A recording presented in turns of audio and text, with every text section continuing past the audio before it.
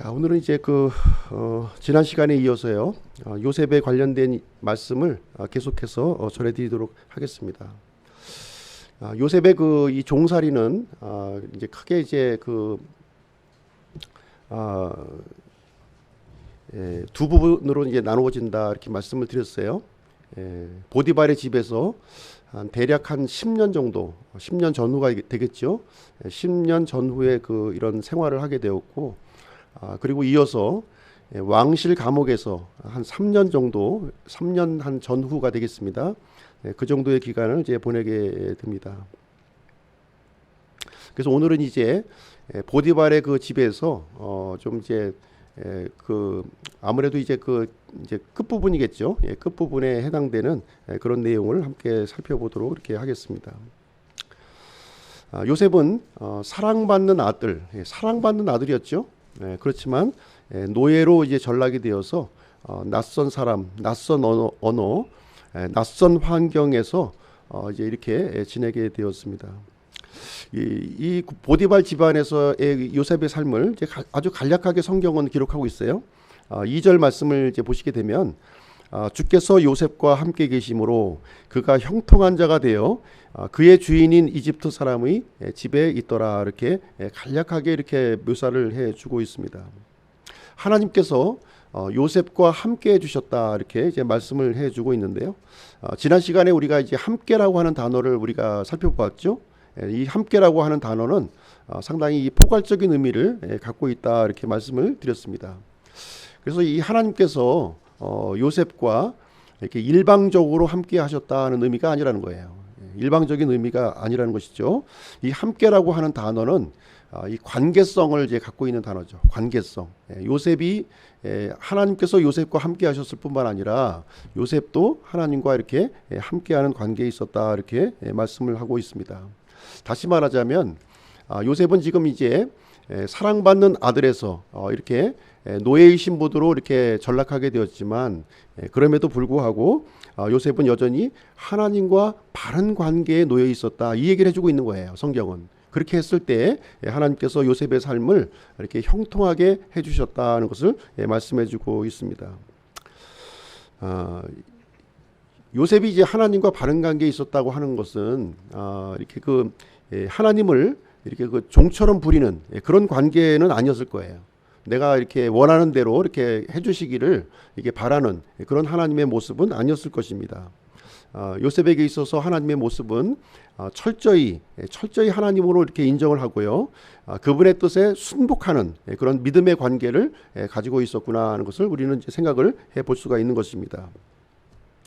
요셉이 이제 하나님과 올바른 관계에 놓여져 있었을 때에 어떤 일이 일어났는지 간략하게 성경은 우리에게 묘사를 해주고 있는데요. 요셉의 주인 보디발이 요셉의 모습을 알아보았다 이렇게 기록하고 있습니다. 두 가지의 모습을 이제 보았는데요. 하나님께서 요셉과 함께 하시는 모습과 그리고 요셉의 형통하는 모습을 이렇게 보았다 이렇게 얘기를 해주고 있습니다. 이제 이 말씀을 통해서 우리가 생각을 해볼 때 요셉은 자신의 모든 그 상황에서 하나님을 드러내는 그런 그 모습을 보였구나 하는 것을 우리는 이제 생각을 해볼 수가 있습니다. 그래서 어떻게 보면 이렇게 모든 희생과 헌신을 진행하면서 이 모든 일을 하나님께서 하셨습니다. 주님께서 하셨습니다. 아니면 여호와 하나님께서 하셨습니다 하면서 자신을 드러내기보다는 하나님을 드러내는 이런 삶을 살았을 것이고요. 또 이 요셉에게 있어서 좀 이제 이 세상의 형통과는 다른 하나님의 형통을 이제 보여주고 있는데요. 이것을 이제 오늘날의 표현으로 얘기한다면 서번트 리더십이에요. 서번트 리더십 많이 이제 들어보셨을 거예요. 그래서 요셉이 바로 이제 이 서번트 리더십의 원조가 되시는 그런 분이 되겠습니다. 그래서 자신을 이렇게 이렇게 이 희생으로 다른 사람에게 유익을 주는 것을 통해서 이렇게 형통하는 그 모습을 우리에게 이제 가르쳐주고 있는 내용이 되겠습니다. 그래서 결국 이제 요셉은 어떻게 되었나요? 보디발 집의 2인자가 되었다 이렇게 얘기를 해주고 있습니다. 그래서 요셉은 이렇게 높은 지위에 노예의 신분이죠. 아직까지 노예의 신분으로서 높은 지위에 올랐지만 여전히 겸손했다는 거예요. 여전히 겸손했고요. 정직한 삶을 이렇게 보여주게 되었습니다. 그래서 이 요셉의 이 어떻게 보면 형통하는 모습, 이것을 보고서 시기하는 사람이 있었던 거죠. 시기하는 사람. 그 시기하는 사람이 누구였습니까? 바로 이제 보디발의 아내였다, 이렇게 성경은 말해주고 있는 거예요. 아마도 2인자의 자리가 아마 이 보디발의 그 아내였을지 모르겠어요. 그래서 자신의 그 입지를 이 빼앗은 요셉에 대해서 아마 시기하는 마음을 이제 가졌으리라고 생각이 되어집니다. 그래서 오늘은 유혹의 파도를 넘은 요셉이란 제목을 가지고 오늘 본문 말씀을 전해드리도록 하겠습니다. 순서는요, 보디발 아내의 첫 번째 전략, 유혹이라고 하는 전략을 우리가 한번 살펴볼 것이고요. 두 번째 그 보디발 아내의 두 번째 전략은 또 무엇이냐면 모함이라고 하는 전략을 또 우리가 함께 살펴볼 것입니다. 그리고 마지막으로 왕실 감옥에 이제 갇히게 되는 요셉의 모습을 우리가 이제 함께 살펴보겠습니다. 7절 말씀을 한번 보시겠습니다. 7절을 보시면 이 일들 뒤에 그의 주인의 아내가 요셉에게 눈길을 보내다가 말하기를 나와 함께 눕자 하였으나, 자, 이 일들 뒤에 이렇게 얘기를 해주고 있는데요. 여기에 보시게 되면 이 말은 무슨 얘기냐면 요셉이 이 보디발로부터 절대적인 신임을 이렇게 얻고 난 뒤에 이런 뜻입니다. 그러니까 이 보디발 집안의 그 2인자의 자리로서 이렇게 어떤 굳건한 그 어떤 그 위치 기반을 이제 갖고 있었던 그 뒤에 이런 뜻을 가지고 있습니다. 어떻게 보면 이제 그 모든 사람들이 선망하는, 부러워하는 그런 대상이 되었겠죠. 그런데 우리가 이제 여기서 생각해 볼 것은 무엇이냐면, 이렇게 하나님의 그 이런 축복이 온 다음에는 반드시 그 뒤따라서 오는 것이 있는데요. 그것은 무엇이냐면 사탄의 유혹이 이렇게 뒤따라서 온다는 것을 우리는 이제 생각을 해볼 수가 있는 것입니다. 그래서 우리가 하나님의 은혜를 우리가 또 체험을 하게 돼요. 우리가 살아가면서 그런 다음에는 우리가 넘어지지 않도록 세심한 주의를 이제 가져야 할 필요가 있습니다. 그래서 고린도전서 10장 12절에 보시게 되면 스스로 서 있는 줄로 생각하는 자는 넘어지지 않도록 주의할지니라, 이렇게 말씀을 해주고 있습니다. 이제 그 유명한 보디발의 이 아내가 이제 등장을 하게 되는데요.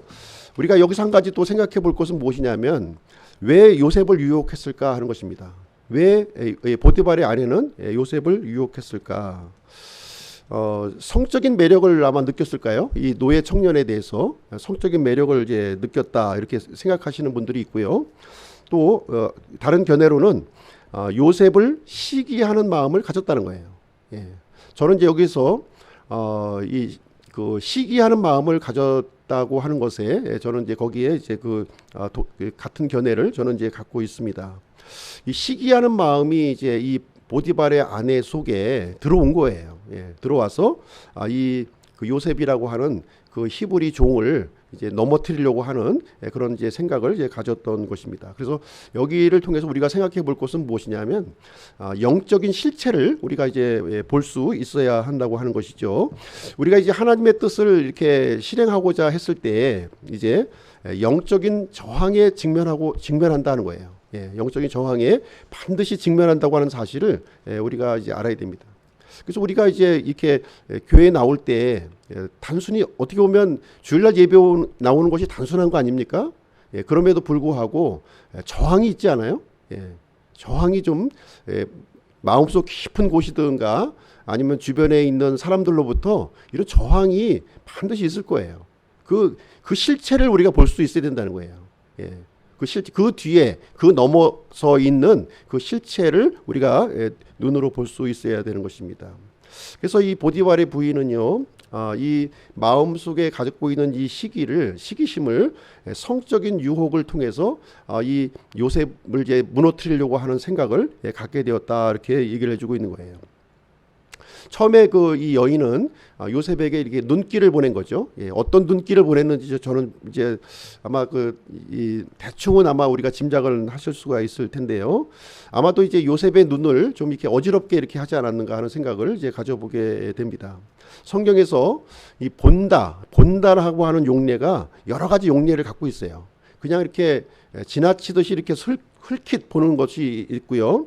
또 이제 좀 주의 깊게 관찰한다는 의미를 이제 가지고 있고, 또 세 번째로는 어떤 그 목적 의식을 가지고 보는 경우를 이제 설명을 해주고 있어요. 그래서 여기는 이제 그 세 번째 경우가 해당이 되는 거죠. 어떤 목적 의식을 가지고 지금 이제 눈길을 계속 추파를 보내고 있는 보디발의 이제 여인이 되겠습니다.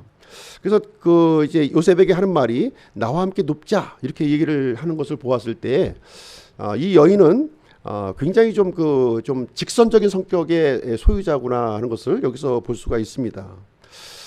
이렇게 좀 이렇게 직선적인 사람들을 우리가 만날 때요, 만날 때에는 사실 이제 물러설 자리가 이렇게 쉽지가 않아요. 이 양당 간의 결정이 이제 아주 신속하게 결정이 이제 일어나게 되고요. 둘 중에 하나는 아주 그 치명적인 상처를 여기서 입게 되는 것입니다. 근데 현재의 상황을 보시게 되면 요셉에게 굉장히 불리한 상황이죠. 그렇죠? 모든 칼자루를 지금 이제 이 보디발의 이 부인이 쥐고 있는 그런 이제 상황이 이제 되겠습니다.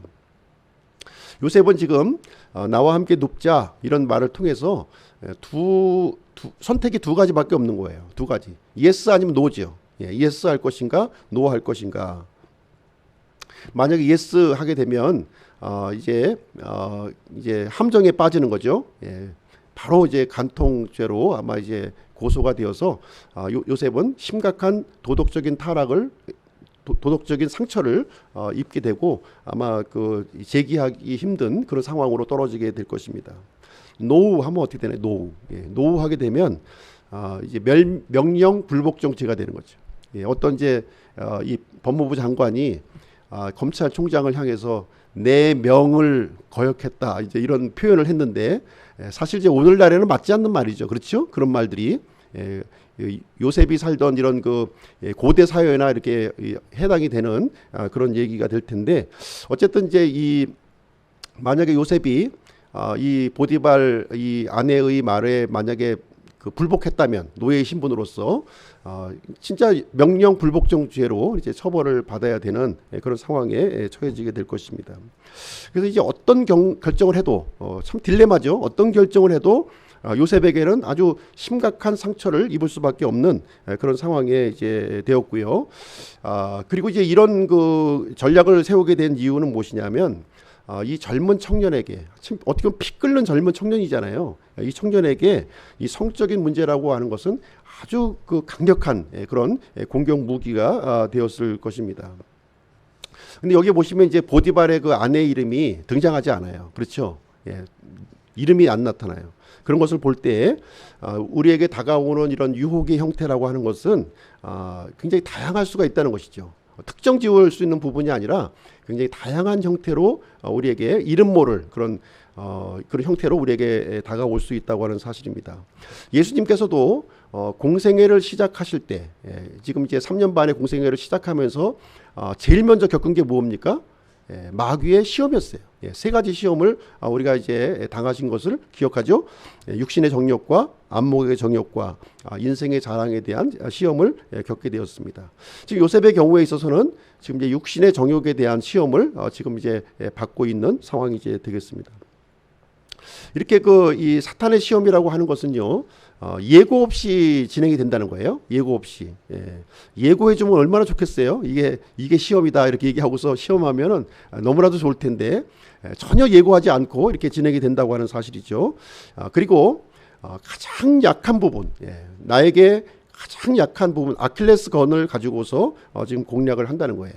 때로는 돈으로, 때로는 권력으로, 때로는 요셉과 같이 여자로, 때로는 오락이나 폭력의 다양한 형태를 가지고 이 사탄은 우리의 믿음을 꺾으려고 이렇게 다가온다고 하는 것을 우리는 이제 볼 수가 있습니다. 요셉은 여기에서 어떻게 대응을 했는지 같이 한번 보시도록 하겠습니다. 8절 9절 말씀을 보겠습니다. 그가 거절하며 자기 주인의 아내에게 이르되, 보소서, 나의 주인이 집에서 내가 무슨 일을 하는지 알지 못하며 또 자기의 모든 소유를 내 손에 맡겼은즉 이 집에는 나보다 더 큰 자가 없으며 주인이 당신 외에는 아무것도 내게 금하지 아니하였으니 이는 당신이 그의 아내이기 때문이라. 그런즉 내가 어찌 이 큰 악을 행하여 하나님께 죄를 지으리까 아니라. 여기서 요셉은 이제 분명히 노후 이제 그 거절의 의사를 여기서 이제 표현을 했습니다. 이게 유혹이 올 때 가장 중요한 태도예요. 이 거절할 수 있는 능력. 이것이 이제 1차적으로 제일 중요한 그 능력이 되겠습니다. 요셉은 여기서 거절을 진행하면서 세 가지 이유를 지금 이제 언급하고 있죠. 세 가지 이유를 지금 8절 9절에서 세 가지 이유를 우리가 생각을 해볼 수가 있는데요. 첫 번째 이유는 뭐였습니까? 요셉의 이 부인의 요구를 거절하는 첫 번째 이유는 내가 주인의 신뢰를 저버릴 수가 없다는 거예요. 주인께서 나에게 베풀어 주신 이 은혜를 내가 절대로 저버릴 수 없다. 인간적인 신의를 지금 이제 먼저 내세우고 있고요.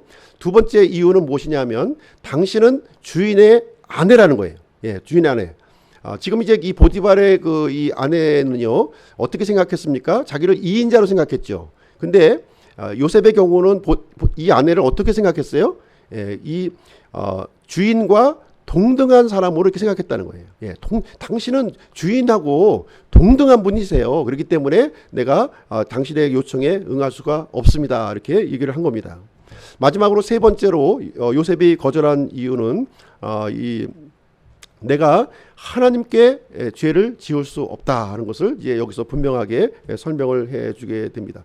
이것으로 볼 때 요셉은요 죄에 대한 분명한 기준, 이 내적 기준을 가지고 있었구나 하는 사실을 우리가 알 수 있습니다. 우리가 이게 이 유혹이나 죄가 우리에게 왔을 때 이 거절할 수 있는 능력은 어디에서 생기냐면 이 죄에 대한 기준이 명확할 때 우리는 그것을 거절할 수 있다는 것을 우리에게 말해주는 것입니다. 근데 이 보디발의 부인은요 여기에서 그치지 않습니다. 여기서 포기하지 않고 계속해서 지금 이제 공격을 하게 되는데요. 10절 말씀을 한번 보시도록 하겠습니다. 10절. 그녀가 날마다 요셉에게 말하였으나 그가 그녀의 말에 귀를 기울이지 아니하며 옆에 눕지도 아니할 뿐만 아니라 함께 있지도 아니하니라. 여기 보시면 이제 이 여인이 날마다 지금 이제 이 유혹하는 일을 진행했다 이렇게 얘기를 해주고 있어요.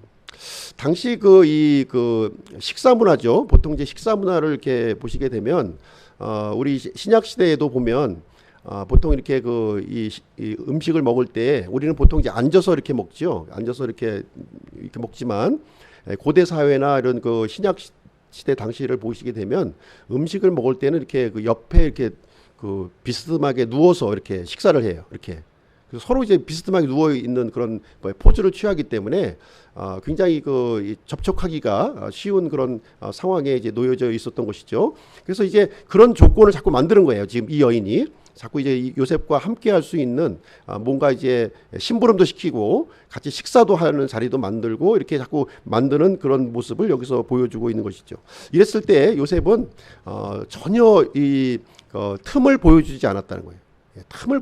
틈을 만약에 이제 무엇을 좀 이제 부탁을 하게 되면 이게 자신이 갖다 주는 것이 아니라 다른 사람을 통해서 이렇게 갖다 주고 또 부득이하게 혼자 가야 될 그런 상황이 되면 어떻게 했겠어요? 두 사람과 같이 이렇게 동행해서 이렇게 가서 절대 빌미를 주지 않으려고 하는 이 요셉의 모습을 우리는 아마 생각을 해볼 수 있을 것입니다.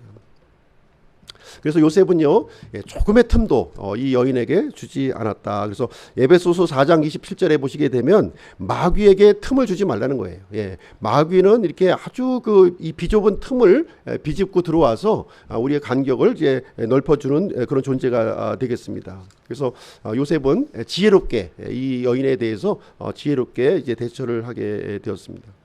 이랬을 때 이 여인은요 요셉을 위해서 특별한 계획을 또 하나 장만을 하게 됩니다. 이제 빠져나갈 수 없는 완전히 이 도간에 이 든 쥐와 같이 완전히 이 절대로 빠져나갈 수 없는 그런 이 계획을 세우게 되는데요. 그 내용을 한번 살펴보도록 하겠습니다. 자, 11절 말씀 보시겠습니다. 11절. 이럴 즈음에 요셉이 자기 일을 보러 집에 들어갔는데 거기에는 안에 그 집 사람들이 하나도 없었더라. 이 보디발의 부인이 이제 지금 해놓은 전략은 뭡니까? 집안에 있는 모든 하인들을 다 밖으로 외출 보낸 거예요. 지금으로 얘기하면 휴가를 다 보내버린 거예요. 휴가를 다 보내가지고 아무도 없는 집안에 아무 뭐 쥐새끼 한 마리 없는 그런 이 상황 설정을 여기에 해놓았다 이렇게 얘기를 해주고 있습니다. 그러면서 이제 요셉이 들어오기만을 이제 기다렸겠죠. 아무도 없는 그 공간에서 요셉만 들어오기를 이제 기다렸다가 이제 다짜고짜 요셉의 옷을 이제 붙들고 아주 그냥 굉장히 직선적인 여인이에요. 그렇죠? 이런 여인 참 감당하기가 참 쉽지는 않을 것 같은데 참 그 이 붙들고 이렇게 막 매달리는 그런 형국이 지금 이제 벌어지게 되었습니다. 이랬을 때 요셉은 어떻게 반응을 했냐면 이제 옷을 붙들고 이제 그 늘어지니까 이제 이 겉옷을 이제 벗어 버리고 이제 도망치는 그런 상황이 이제 되었습니다. 이렇게 되니까 지금 이제 그 이 부인이 이제 이 상황 설정인 것을 우리가 알 수가 있는 거죠. 이제 사람들 막 부르는 거예요. 이 그 요셉의 겉옷을 이제 붙들고서 이제 사람들을 이제 불러 모으는 장면이 13절부터 15절까지 그 내용이 이제 한번 보시도록 하겠습니다. 13절, 15절 한번 보실게요. 그가 그의 옷을 자기 손에 버려두고 도망하여 나아감을 그녀가 보고 자기 집 사람들을 불러 그들에게 말하 이르되 보라 주인이 히브리 사람을 우리에게 데려와 우리를 희롱하게 하는도다. 그가 나와 함께 누우려고 내게 들어오기에 내가 큰 소리로 외쳤더니 내가 소리를 높여 외치는 것을 그가 듣고는 자기 옷을 내게 버려두고 도망하여 나갔느니라. 참 이 적반하장도 유분수죠. 진짜 아주 뻔뻔하기가 참 그 어떻게 보면 보통 이제 이 참 그 없는 얘기를 하게 되면 이제 얼굴이라도 좀 이렇게 좀 붉어질 텐데 아직 얼굴도 부러지는 것이 아니라 아주 그냥 뭐 아주 뻔뻔하게 지금 아주 대놓고 요셉을 이제 모함하는 그런 이제 모습을 이제 보여주게 되는데요. 1단계 그 성적으로 유혹하는 단계는 지금 이제 그 실패했지만 이 두 번째 단계로 거짓으로 이제 요셉을 모함하는 단계로 지금 이제 그 진행을 하고 있는 것인데요. 여기에 보시게 되면 지금 이제 이 여인이 사용하고 있는 이 세 가지 방법을 우리가 좀 살펴볼 텐데 이것은 사탄이 이제 사용하고 있는 아주 중요한 전략을 지금 이제 여인이 지금 이제 진행을 하고 있는 거예요. 첫 번째는 무엇이냐면 큰 소리로 사람들을 불러 모았다는 거예요. 큰 소리로. 이것은 이제 어디에 해당이 되냐면 이것은 이제 오늘날로 이제 표현한다면 여론몰이를 하는 거예요. 여론몰이. 자기 혼자 가지고는 좀 부족하잖아요. 그러니까 많은 사람들을 선동해서 끌어모으는 이 여론몰이를 이제 1차적으로 1단계로 진행을 했고요. 두 번째로 이제 그 이 여인이 진행하고 있는 것은 무엇이냐면 히브리 사람과 이집트 사람을 지금 나누고 있는 거예요. 지금 히브리 종이 이제 이걸 강조하고 있잖아요. 지금 이 땅은 어디입니까? 이집트 땅이잖아요. 지금. 이집트 땅에 굴러온 돌이 지금 이 얘기를 하고 있는 거예요. 굴러온 돌이 지금 이 박힌 돌을 지금 이제 빼내려고 한다 이 얘기입니다. 그래서 이 대부분의 아마 이집트 노예들이었을 거예요. 그 당시에. 그런데 요셉은 히브리 종이죠. 그러니까 히브리 종과 이집트 종을 이렇게 그 나누는, 그러니까 오늘날로 얘기하면 어떤 겁니까? 진영 논리죠. 그렇죠? 진영 논리. 네 편 내 편 이제 가르고 있는 모습을 여기서 이제 해주고 있는 거예요. 그리고 세 번째로 증거물을 이제 내세우고 있죠. 증거물이 뭡니까? 여기 보시면 이제 겉옷이에요. 겉옷을 이제 증거물로 이제 내세우고 있는데 이것도 참 이 어처구니가 없는 게 지금 이제 이 희롱하는 것으로 지금 이제 어떤 물증을 제시하고 있는 거잖아요. 근데 이 물증이 너무나도 허접하다는 거예요. 허접한 물증을 가지고 지금 내세우고 있는 거예요. 최소한 또 속옷은 들고서 지금 어떤 이 얘기를 해야 되는데 이 겉옷을 가지고서 이 물증으로 제시하는 거는 이게 굉장히 허접한 거죠. 이제 그 이 사탄은 이런 방식으로 지금 이렇게 그 한 사람을 이제 모함하고 이 궁지로 이렇게 빠뜨리려고 하는 모습을 이 여인의 그 모습을 통해서 우리는 발견을 할 수 있는 내용이 되겠습니다. 그래서 이 증거물을 들고 이제 남편이 올 때까지 기다리는 거예요. 일단 이제 주변의 동의를 얻었겠죠. 같은 이집트 노예들이 아마 그 이 요셉을 얼마나 싫어했겠어요. 물론 흠잡을 때는 없었지만 심적으로 아마 이 시기심을 아마 이렇게 부추겼을 때 아마 요셉은 자유롭지 못했을 거예요. 여기서요. 그러면서 이제 남편까지 동원을 해서 이제 요셉을 완전히 이제 그 궁지에 몰아넣는 전략을 지금 이제 진행을 하고 있는 내용이 되겠습니다. 그래서 남편이 들어왔을 때 하는 내용을 한번 또 보실게요. 16절부터 18절까지 이제 내용이 되겠습니다. 자기 주인이 집으로 돌아올 때까지 그의 옷을 자기 곁에 두니라. 그녀가 이 말들로 그에게 말하 이르되 당신이 우리에게 데려온 히브리 종이 나를 희롱하려고 내게로 들어오기에 내가 소리를 높여 외쳤더니 그가 자기 옷을 내게 버려두고 도망하여 나아간 나이다. 동일한 방식을 또 여기서 남편에게 사용하고 있는 거예요. 지금 남편은 어떤 사람이었습니까? 우리 처음에 보디발에 대해서 우리가 소개했을 때 지금 이집트 사람이라고 분명히 얘기했죠. 이집트 사람이었어요.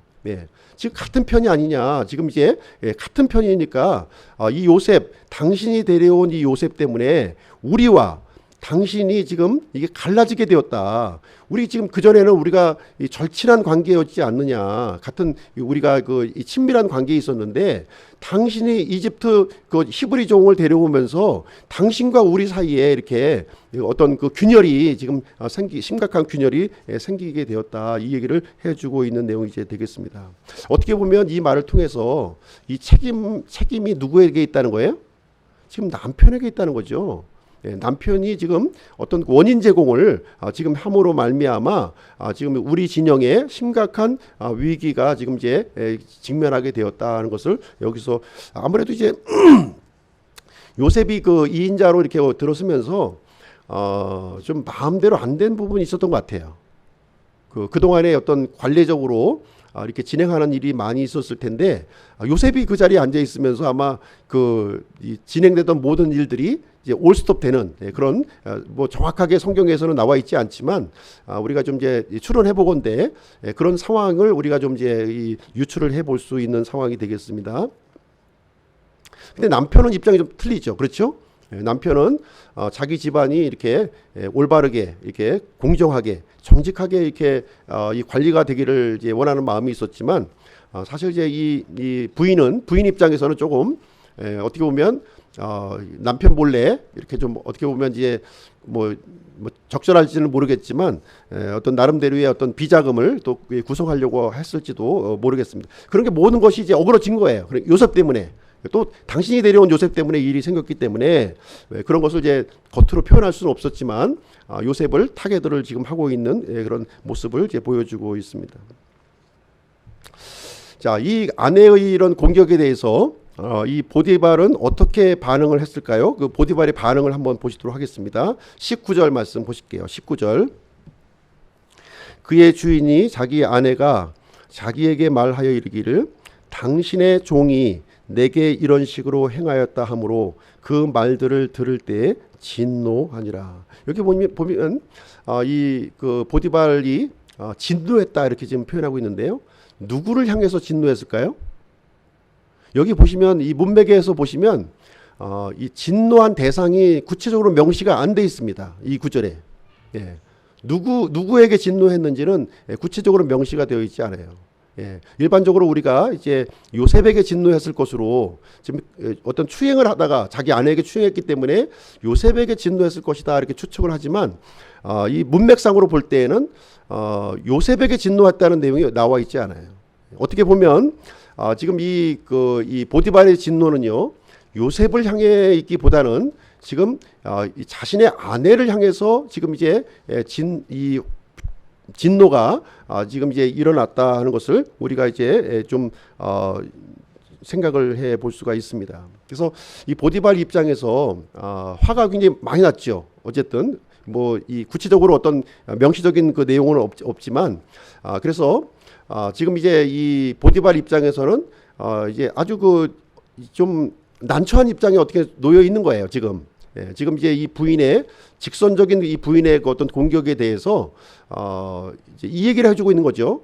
나를 선택할 거냐 아니면 요셉을 선택할 것이냐. 지금 둘 중에 하나 결정하라 이렇게 지금 얘기하고 있는 거예요. 요셉에게 했던 그 방식을 그대로 지금 이제 남편에게 그대로 이제 공격을 해주고 있는 입장인데요. 그러면 남편의 입장에서는 이 아내를 선택할 것이냐 아니면 요셉을 선택할 것이냐를 둘 중에 하나 결정을 해야 돼요. 근데 이것은 참 쉽지가 않은 문제라는 거죠. 그렇죠?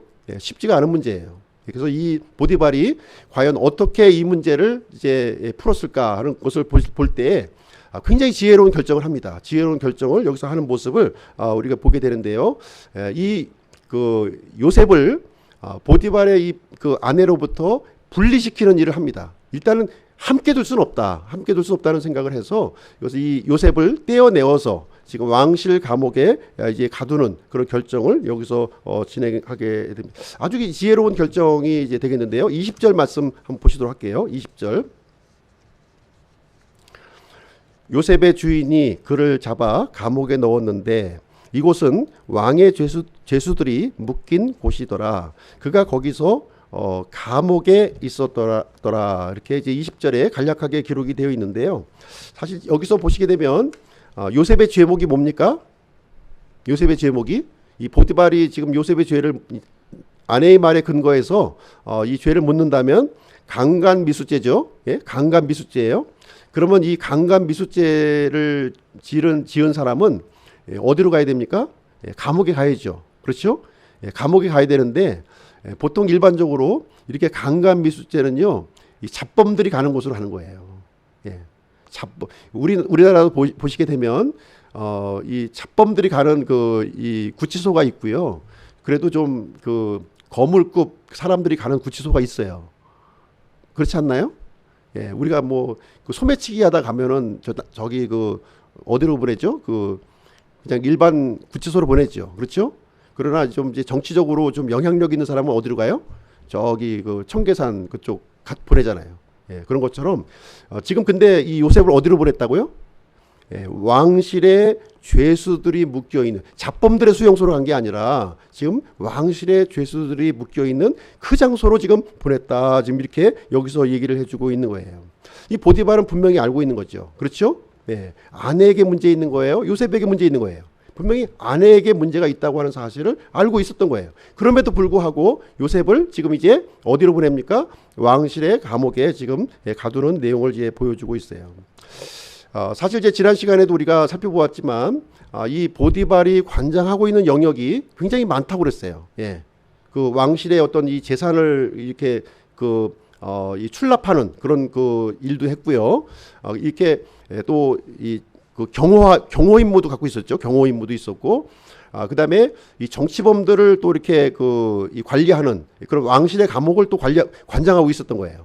그래서 요셉은 사실 이 왕실의 감옥은 자신이 이렇게 관장하던 영역이었다는 거죠. 이게 이 생소한 장소가 아니라 자신이 이렇게 이 보디발의 제2인자로 올라섰을 때 자신이 이렇게 관심을 갖고 관리했던 그 장소가 바로 왕실의 감옥이었고요. 이 보디발은 그 장소로 어떻게 보면 이 요셉을 발령을 낸 거죠.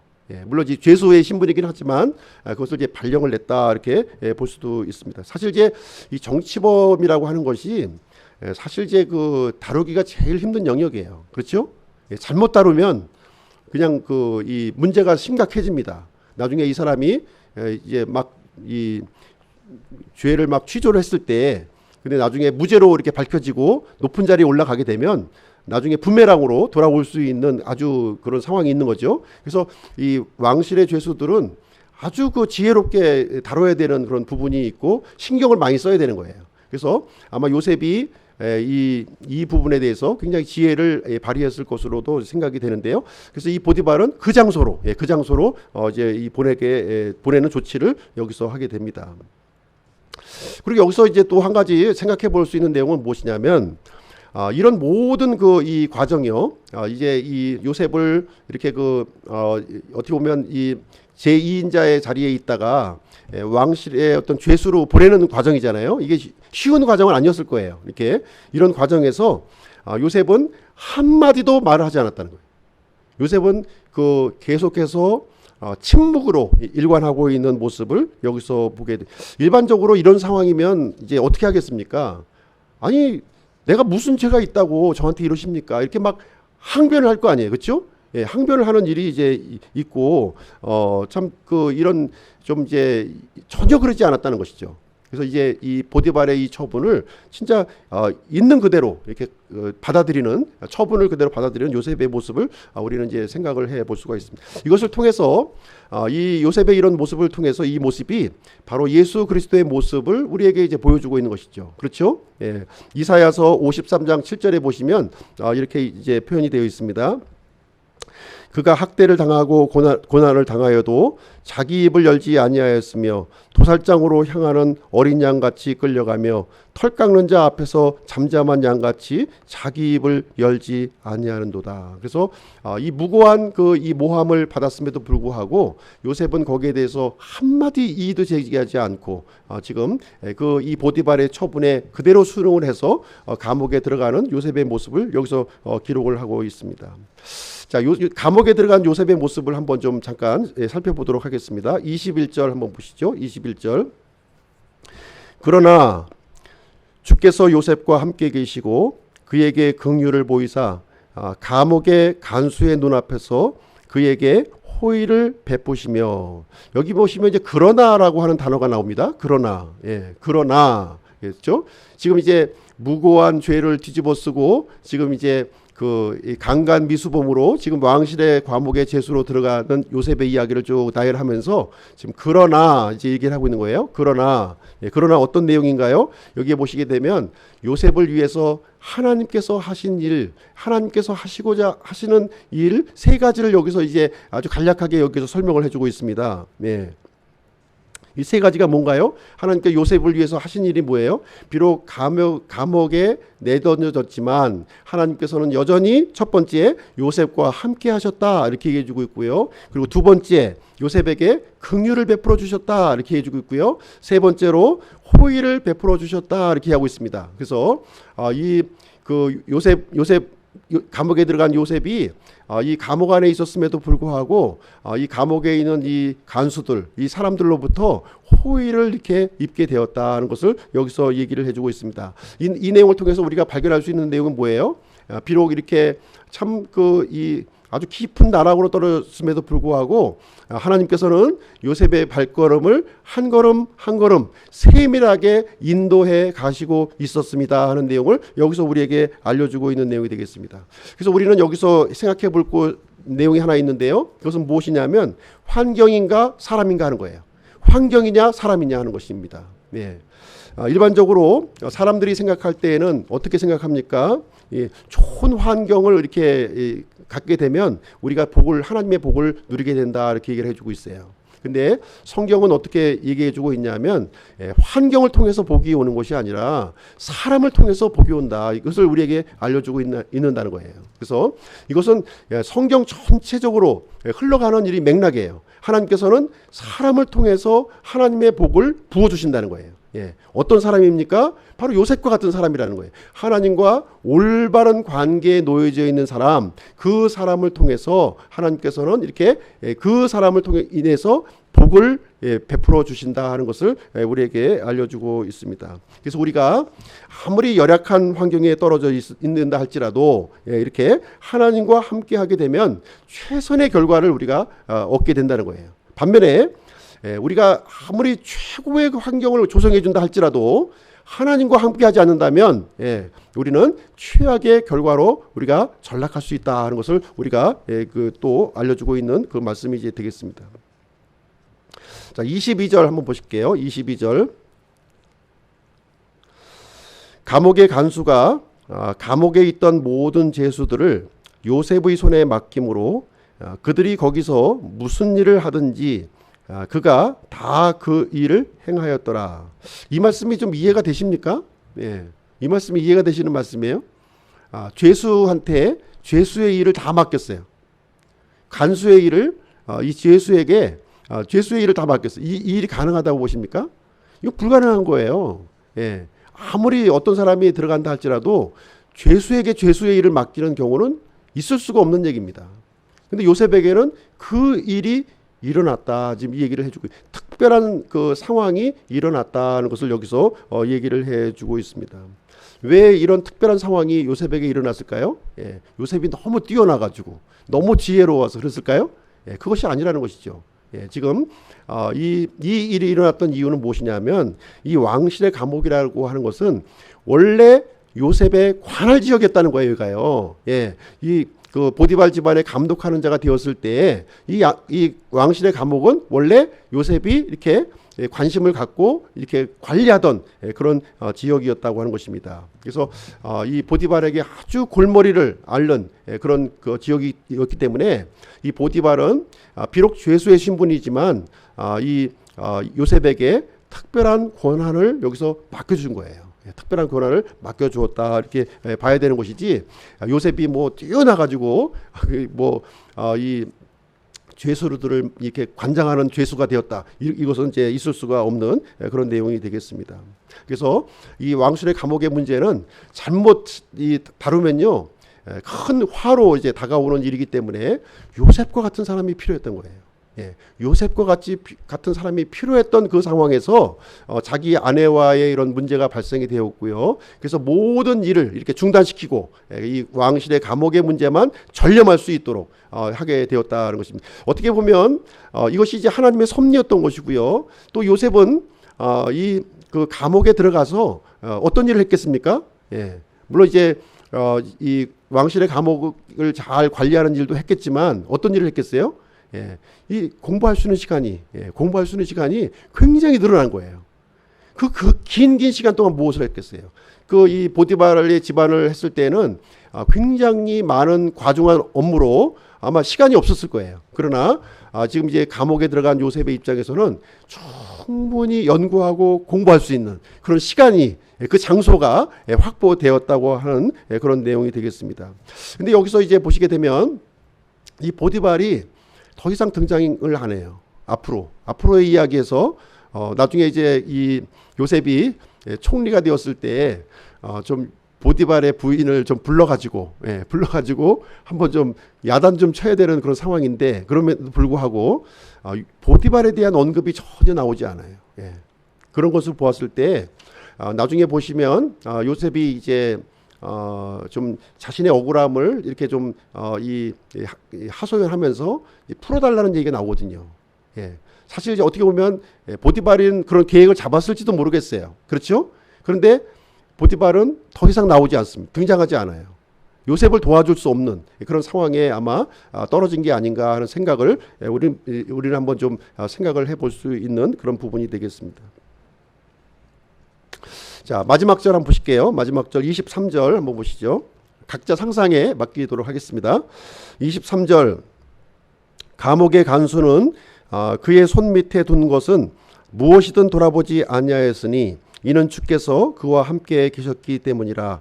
주께서 그가 행한 일을 형통하게 하셨더라. 마지막 구절 보시면 주께서 그가 행한 일을 형통하게 하셨더라, 이렇게 이제 마무리를 여기서 짓고 있습니다.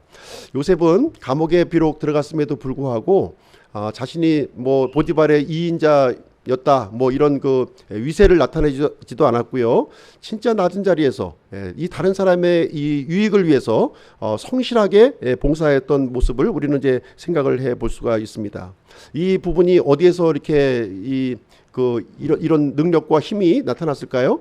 지난 시간에 말씀드렸지만 요셉은 아버지의 양떼를 이렇게 돌보는 것처럼 이 동일한 방식으로 이 죄수들을 이렇게 돌봐줬던 거예요.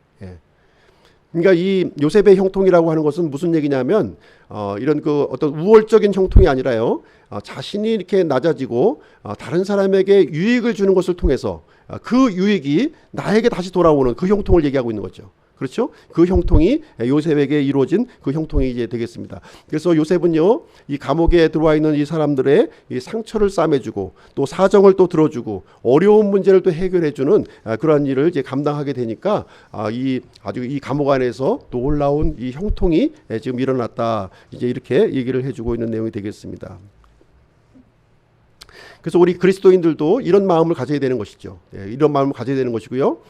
특별히 이제 이 목사라든가 집사라든가 교회의 지도자도 이런 그 태도를 가져야 되는 거예요. 이렇게 섬기고 다른 사람의 그 유익을 위해서 존재하는 거예요. 그래서 그 다른 사람의 그 유익이 그래서 궁극적으로는 누구에게 돌아오는 거예요? 나에게 또 돌아오는 거예요. 그래서 세상의 형통이라고 하는 것은 나를 유익하게 하고 다른 사람을 손해를 끼치는 거잖아요. 그렇죠? 근데 요셉의 형통은 그게 아니에요. 다른 사람을 유익하게 해서 그 유익함이 나에게 다시 돌아올 수 있도록 만들어주는 그 형통이 바로 하나님의 형통이요 요셉에게 이루어진 그 형통이었다, 이렇게 얘기를 해주고 있는 것입니다. 그래서 고린도후서 1장 24절에는 이렇게 기록이 되어 있어요. 고린도후서 1장 24절, 제가 한번 읽어드리겠습니다. 우리는 너희의 믿음을 지배하는 자가 되려 하지 아니하고 오직 너희의 기쁨을 돕는 자가 되려 하나니 너희는 믿음으로 서느니라. 그래서 우리 이제 그리스도인들이 해야 될 일은 뭐냐면 이렇게 다른 사람을 이렇게 뭐 지배하고 가르치고 이렇게 하는 것이 아니라 이렇게 그 기쁨을 돕는 자, 참 유익이 되게끔 하는 일을, 그 일을 자원해서 이렇게 감당하는 사람이 바로 이 그리스도인들이요 교회의 지도자들이다, 이 얘기를 해주고 있는 거예요. 바로 이 요셉이 그 모습을 지금부터 거의 5,000년 전에 그 일을 실천적으로 보여준, 그 믿음을 보여준 사례라고 이렇게 말씀을 드릴 수 있겠습니다. 지금 요셉의 모습을 보시게 되면 계속 지금 구덩이로 던져지는 거예요. 계속 더 깊은 구덩이로 지금 이제 들어가는 모습을 우리는 볼 수 있는데요. 처음에 어떤 구덩이에 들어갔습니까? 이 형들의 그 미움을 통해서 도단에 있는 그 구덩이에 들어갔어요. 그렇죠? 그 다음에 어떤 구덩이로 들어갔습니까? 요셉이 그 보디발 집안의 그 노예의 구덩이로 이렇게 들어가게 되었고요. 그 다음에 이 보디발 아내의 또 이런 이 무고한 고함으로 또 왕실의 감옥의 구덩이로 또 이렇게 빠져들어가요. 점점 아주 깊은 수렁으로, 이제 빠져나올 수 없는 깊은 수렁으로 이렇게 들어가고 있었습니다. 그럼에도 불구하고 성경에서 분명하게 가르치는 내용은 뭡니까?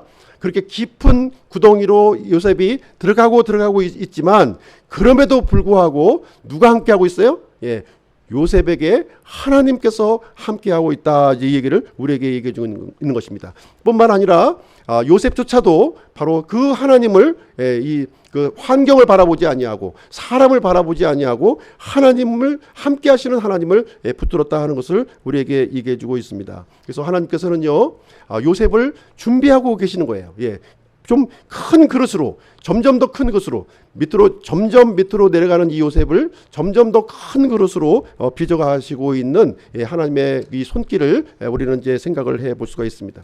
오늘 이제 본문의 말씀을 통해서 적용할 교훈을 함께 살펴보도록 하겠습니다. 첫 번째 내용은요, 첫 번째는 우리가 죄의 유혹이 올 때, 죄의 유혹을 우리가 만나지 않습니까? 마치 파도와 같이 고난도 밀려오고 또 유혹도 밀려온다는 것이죠. 그랬을 때 우리는 어떻게 해야 되느냐 하는 거예요. 어떻게 해야 되느냐. 그것은 어떻게 하면 됩니까? 요셉과 같이 하면 된다는 거예요. 요셉과 같이. 오늘 이제 요셉이 그 본보기를 우리에게 보여주고 있는 거예요. 그걸 간략하게 제가 요약을 해서 말씀을 드리도록 하겠습니다. 첫 번째, 그 유혹이 올 때 첫 번째는 무엇이냐면 먼저 사람과의 신의를 생각하라는 거예요. 사람과의 신의를 생각하라는 거예요. 신의. 그렇죠? 두 번째로 하나님의 눈을 의식하라는 겁니다. 두 번째, 나를 보고 계시는 하나님의 눈을 의식하라.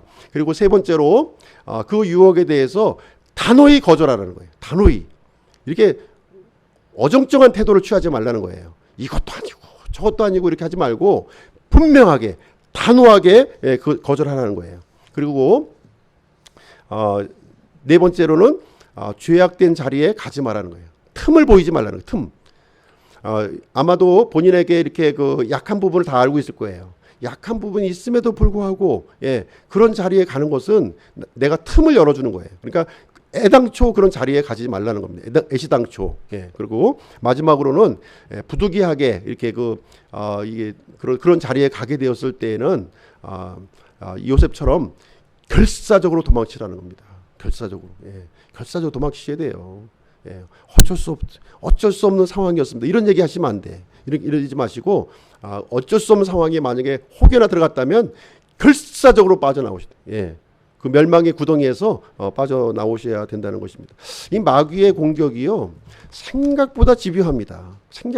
우리의 믿음을 무너뜨리려고 갖은 방법을 다 써요. 지금 밤잠도 안 잔다니까요. 제일 바쁜 그 존재가 마귀예요. 마귀.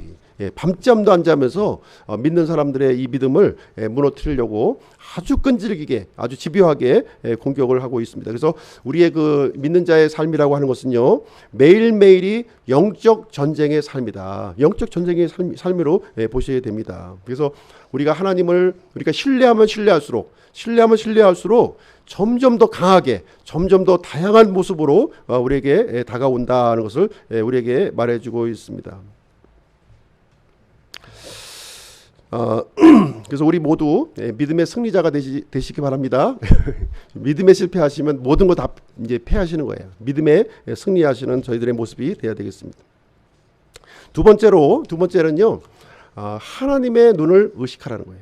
하나님의 눈을 의식하라. 이것이 굉장히 중요한 거예요. 우리가 죄를 짓지 않는 가장 중요한 요소가 하나님의 눈을 의식하는 것입니다. 이 보디발의 그 아내가 아무도 없는 상황을 만들었어요. 너와 나와 단 둘뿐이다. 이것은 비밀로 이건 붙여진다. 이렇게 하면서 이제 그 유혹을 이렇게 했을 것입니다. 어떻게 보면 이 제안이 참 어떻게 보면 굉장히 좀 그 철호의 기회라는 생각이 들지 않습니까? 이 보디발의 부인과의 관계가 알려지지만 않는다면 굉장히 어떤 절호의 기회가 될 수도 있어요. 어떻게 보면 요셉이 그 제안을 거절함으로 인해서 큰 화를 자초한 것이 아닌가, 이런 또 이 인간적인 생각을 가질 수가 있는 것이죠. 그러나 우리가 생각해야 될 중요한 것은 뭐냐? 하나님의 눈을 의식해야 된다는 거예요. 하나님의 눈을 만약에 요셉이 의식하지 않았다면 진짜 요셉은 더 이상 사용할 수 없는, 이 하나님의 입장에서 볼 때는 폐물로 되는 거예요. 폐물이 되는 겁니다. 그래서 우리는 하나님의 눈을 의식하는 그런 모습을 가져야 되겠습니다. 그러기 위해서는 어떻게 해야 돼요? 우리 안에 분명한 기준이 있어야 되는 거예요. 이 죄에 대한 기준이 분명히 우리에게 가지고 있어야 됩니다. 그래서 우리가 아무도 보지 않았을 때 나의 모습이 나의 진짜 참된 모습이에요. 그것을 우리가 좀 기억하고 항상 하나님의 눈을 의식하면서 우리 현재의 삶을 살아야 가리라고 생각을 합니다. 자, 세 번째를 말씀드릴게요. 세 번째. 여기서 형통이라고 하는 단어가 이제 우리 자주 우리가 살펴봤죠. 이 형통은 성경에 나오는 형통은 고난이 없다는 말이 아니라는 거예요. 고난이 없다는 말이 아니에요. 고난과 연관되어 있는 단어가 절대로 아닙니다. 요셉은요, 누구보다도 고난을 많이 겪었던 사람이에요. 그 성공의 이 성경에 형통한 사람들을 우리가 또 살펴보게 되면 참 고난을 참 많이 겪는 모습을 우리는 이제 살펴볼 수가 있는 것이죠. 그래서 디모데후서 3장 12절에 보시면 그리스도 예수님 안에서 하나님의 뜻대로 살고자 하는 모든 자는 핍박을 받을 터이나, 이렇게 얘기를 하고 있습니다. 그래서 우리가 믿음대로 살기를 원하고 하나님의 말씀에 순종하면서 살기를 원한다면 우리는 핍박을 각오하셔야 되는, 핍박 없는 삶을 기도하셔도 안 돼요. 그건 당연히 이 고난을 각오하는 모습을 우리가 가져야 된다는 것을 우리가 얘기해 볼 필요가 있습니다.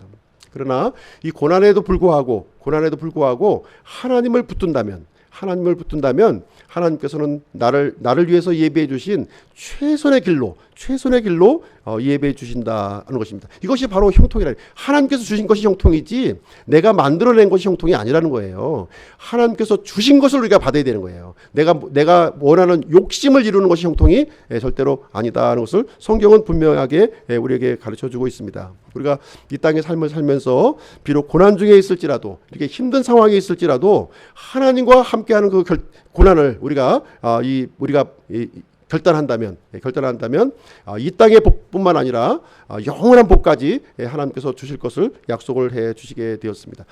결론을 말씀드릴게요. 결론은 요셉은 감옥에 들어갔음에도 불구하고 형통한 자가 되었다, 이렇게 성경은 결론적으로 우리에게 알려주고 있습니다. 그래서 오늘은 유혹의 파도를 넘은 요셉이란 제목으로 오늘 말씀을 전해드렸고요. 우리의 삶에서 이 고난과 유혹은 불가피한 거예요. 불가피한 것이고요.